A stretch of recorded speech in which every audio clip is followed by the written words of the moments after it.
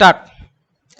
தேச விடுதலை போராட்ட வீரர்கள் கூட்டத்தில் அமைச்சர் பேசியதாவது: நண்பர்களே, சுதந்திரம் அடைந்த 40ஆம் ஆண்டு விழாவை கொண்டாடுகிற இந்த நேரத்தில் உங்கள் அனைவரையும் சந்திப்பதில் நான் மகிழ்ச்சியடைகிறேன். நான் இங்கே வந்திருப்பது அமைச்சர் என்ற முறையில் அல்ல, நாட்டு மக்களில் நானும் ஒருவன் என்ற முறையில் தான் இந்த விழாவில் கலந்து கொள்கிறேன். அடிமைத்தளத்திலிருந்த இந்திய நாடு விடுதலை பெற லட்சக்கணக்கான மக்கள் 2 நூற்றாண்டுகளுக்கு மேல் போராட வேண்டியிருந்தது. அந்த போராட்டத்தில் பலர் தங்களுடைய உயிரையும் இழந்தனர். நாம் இப்பொழுது சுதந்திர மக்களாக வாழ்வதற்கு நம்முடைய முன்னோர்கள் பல இன்னல்களை அனுபவித்தனர்.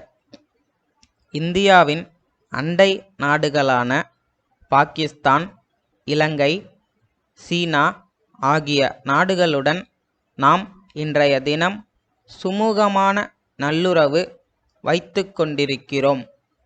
இந்த உறவு ஏற்பட்டு விடக்கூடாது என்பதற்காக ஒரு சில வல்லரசுகள் செய்த சதி திட்டங்கள் வீணாகி விட்டன.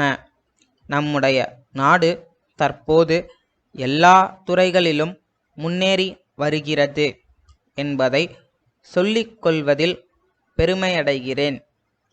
குறிப்பாக விஞ்ஞான துறையில் படிப்படியாக முன்னேற்றம் கண்டு இன்றைக்கு அணுகுண்டு தயாரிக்கும் நாடுகளோடு போட்டி போடக்கூடிய நிலையில் நாம் இருக்கிறோம். அது மட்டும் அல்லாமல் உணவு உற்பத்திக்கு அடிப்படையான எல்லா விதமான உதவிகளையும் விவசாய பெருமக்களுக்கு செய்து கொடுத்திருக்கிறோம். அந்த அடிப்படையில் உணவு தானிய உற்பத்தியின் அளவு ஆண்டுக்காண்டு அதிகரிக்கும் என்பதில் ஐயமில்லை. அடுத்தபடியாக நாடு முழுவதிலும் ஆரம்ப, நடுநிலை, உயர்நிலை பள்ளிகளை அமைத்து எல்லா சிறுவர்களுக்கும் கல்வி கற்க வசதி செய்து கொடுத்திருக்கிறோம். தொடர்ந்து கல்லூரிகள், பல்கலைக்கழகங்கள் ஆகியவற்றையும் ஏற்படுத்தி கல்வி பணியில் பெரும் முன்னேற்றம் கண்டு வருகிறோம்.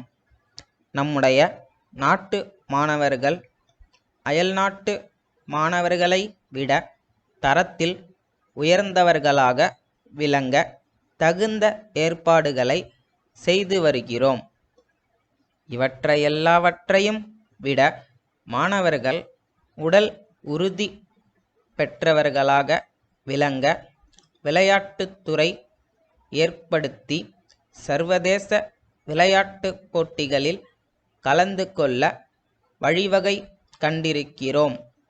வருங்காலத்தில் உலக நாடுகளின் கவனத்தை கவரும் வகையில் பல போட்டிகளில் இந்தியா கலந்து கொண்டு அதிகளவில் பரிசுகளை பெறும் என்பதை உறுதியாக சொல்லிக்கொள்ள விரும்புகிறேன். நாட்டின் பெருமையை உயர்த்துவதில் ஒவ்வொருவரும் தன் கடமைகளை சரிவர செய்தால் விரைவில் நல்ல பலன் கிடைக்கும் என்பதை தெரிவித்துக் கொள்ள விரும்புகிறேன். அதே நேரத்தில் ஆண்களோடு பெண்களும் சரி நிகர் சமன் என்ற விதத்தில் மகளிரும் போட்டிகளில் கலந்து கொள்வதற்கு ஏற்ற வகையில் இன்று முதல் பயிற்சிகளை தொடங்க வேண்டும் என்று கேட்டுக்கொள்கிறேன். முயற்சியுடையார் இகழ்ச்சியடையார் என்ற சான்றோர் வாக்கை இந்த சமயத்தில் நினைவில் கொள்ள வேண்டும் என்று கூறிக்கொள்ள விரும்புகிறேன். இந்த விழாவில் கலந்து கொள்வதற்கும் உரையாற்றுவதற்கும் வாய்ப்பளித்த அனைவருக்கும் நன்றி சொல்லி என்னுடைய உரையை முடித்துக் கொள்கிறேன். ஸ்டாப்.